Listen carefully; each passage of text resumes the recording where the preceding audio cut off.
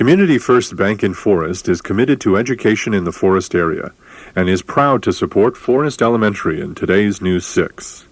Local support has also been provided by the Northwest Ohio Educational Technology Foundation, Bowling Green State University, and the members of WBGU-TV. Hi, we're the 6th grade class of Forest Elementary. Welcome to News 6.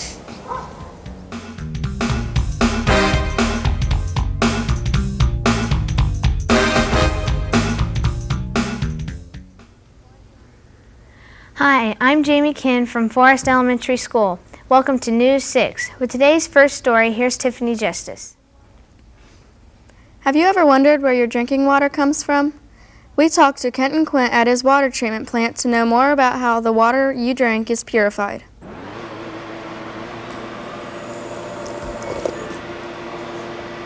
Have you ever wondered where our water came from?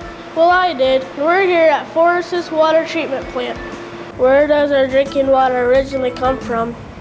The water for the village of Forest comes from two wells which are located on site here at the water plant. They're approximately 200 feet deep. What does it mean to treat drinking water? Treating drinking water is the process of making it palatable to drink, which means it makes it good to taste and to be used in the household to where you don't need as much soap. Plus you want it to have the quality of being safe to drink with very little bacteria in it. How was it treated? The water is treated by pumping out of wells into the plant where we add lime and soda ash. The lime and soda ash is then settled out along with the hardness of the water to where it is then conditioned with chlorine. The purpose of the chlorine is to disinfect the water to where we take out the waterborne disease. After that, it is filtered to where it enters your house. It is crystal clear. What role do you play here at the plant? I am the water plant supervisor. I am in charge of 5 part-time employees, and I am the only full-time employer here. I am in charge of the welfare and the safety of over 1,500 people. What's the difference between drinking water and bottled water? The difference between the two is bottled water is far more expensive than what treated water is. Bottled water might come from the same source as drinking water, and it might not. There is very little regulations in bottled water, while the treated water that we produce here is under heavy regulations set forth by the U.S. EPA.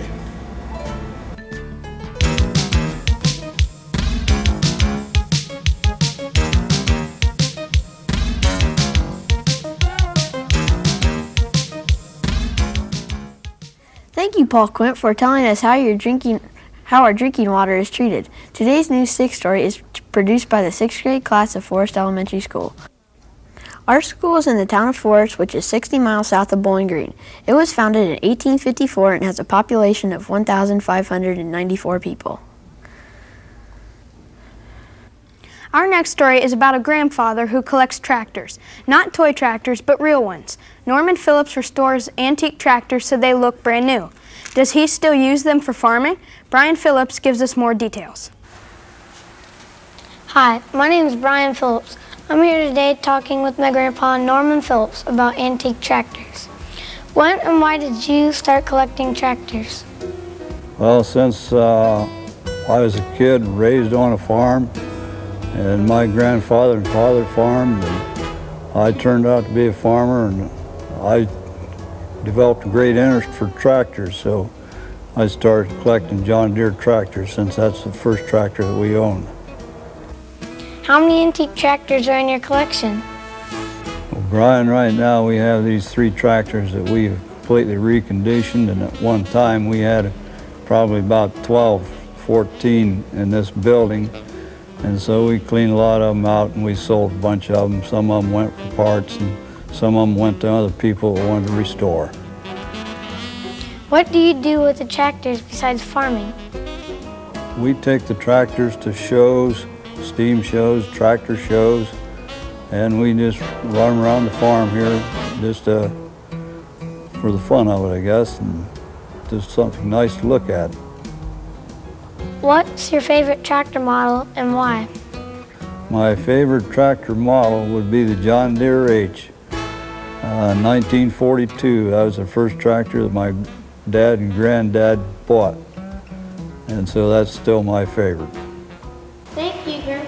for giving us your time and showing us your tractors. And now we're tracking back to the studio. Don't you wish you had longer vacations and an unlimited supply of candies? Well, this week's Kids View question asks the 6th graders, if you have one wish, what would it be and why? Guess what we found out? Hi, this week's Kids View question is, if you could have one wish, what would it be and why? If I had one wish for the world, I would wish for a cure for AIDS. If I had one wish, it would be that there's no homeless people.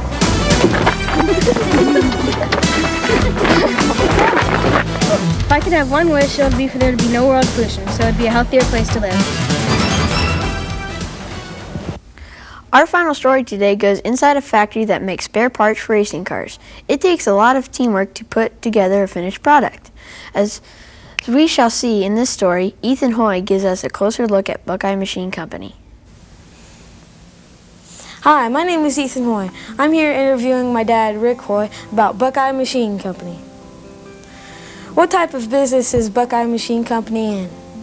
We're the builders of special machines for the automotive and the appliance industry, such as conveyors for washers and dryers, for forklift trucks.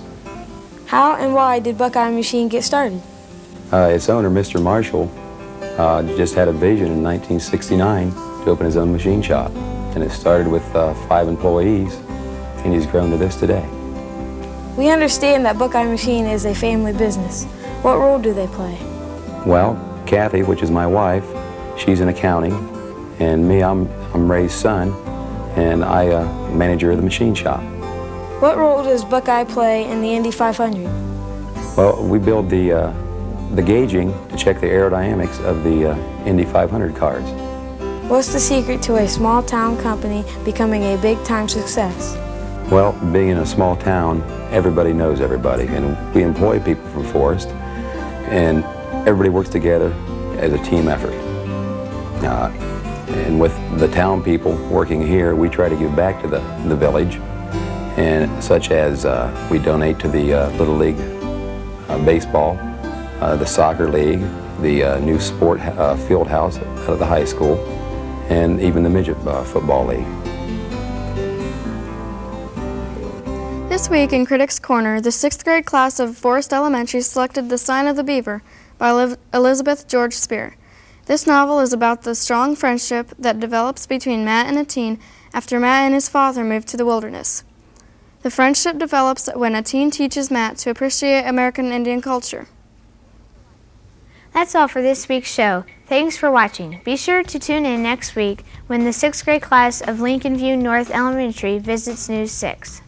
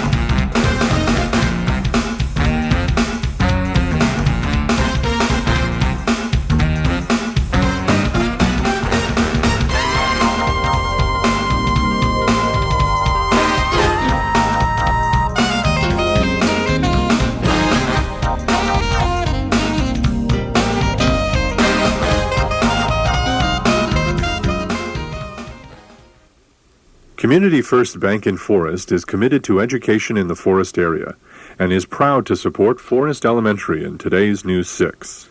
Local support has also been provided by the Northwest Ohio Educational Technology Foundation, Bowling Green State University, and the members of WBGU-TV.